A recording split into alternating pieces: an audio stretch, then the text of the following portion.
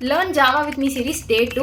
ஜாவாவில் else if நம்ம எதுக்கு use பண்ணுறோம்? இஃப் கண்டிஷனில் ஒரு மார்க் வந்து எனக்கு கிரேட்டர் தென் 35 இருக்கணும்னு கொடுக்குறேன். அப்படி இருந்தால் அந்த ஸ்டூடெண்ட் வந்து குட்.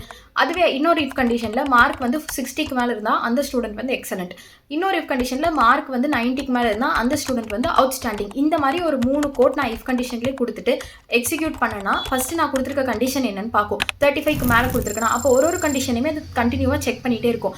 அந்த மாதிரி ஒரு கண்டிஷனையுமே செக் பண்ணாமல் எனக்கு பர்டிகுலராக என்ன மார்க் வேணுமோ அந்த மார்க்குக்கான ஆன்சர் எனக்கு அவுட்புட்டை டிஸ்பிளே பண்ணுறதுக்காக நம்ம அண்ட் ஆப்ரேட்டர் வந்து யூஸ் பண்ணுவோம். ஸோ இந்த இஃப் கண்டிஷன் 3 இஃப் கண்டிஷன்லையுமே நம்ம அண்ட் ஆப்ரேட்டர் போட்டுட்டு ஒரு குறிப்பிட்ட மார்க் வந்து இதிலிருந்து இதுக்குள்ள எனக்கு வேணும் அப்படிங்கிற மாதிரி நான் டிஸ்பிளே பண்ணுறேன். கீழே இருக்க 2 இஃப் கண்டிஷன்லையுமே நான் என்ன பண்ணுறேன்னா எல்சிஃப் அப்படிங்கிறத வந்து ஆட் பண்ணுறேன். அப்போ என்னோட ப்ரோக்ராம் என்ன பண்ணுன்னா ஃபர்ஸ்ட் இஃப் கண்டிஷன் செக் பண்ணும். அது ட்ரூ ஆகலைங்கும் போது எல்ஸ் இருக்கான்னு பார்க்கும். எல்ஸ் இருக்காது. அப்போ என்ன பார்க்கும்னா ஓகே எல்சிஃப் இருக்குது. அப்போ அந்த எல்சிஃபில் என்ன கண்டிஷன் கொடுத்துருக்காங்கிறத செக் பண்ணி அவுட்புட்டில் எனக்கு கரெக்டான ஆன்சரை வந்து அது டிஸ்பிளே பண்ணும். எல்சிஃபோட கம்ப்ளீட் டியூட்டோரியல் யூடியூப்ல அப்லோட் பண்ணியிருக்கேன். வீடியோக்கான லிங்க் பயோல இருக்கு, மறக்காம செக் பண்ணி பாருங்க. ஸோ நெக்ஸ்ட் ஜாவா சீரீஸ்ல நெஸ்டட் இஃப் பத்தி பார்க்கலாம். அதுக்கு மறக்காம நம்ம பேஜை ஃபாலோ பண்ணிக்கோங்க.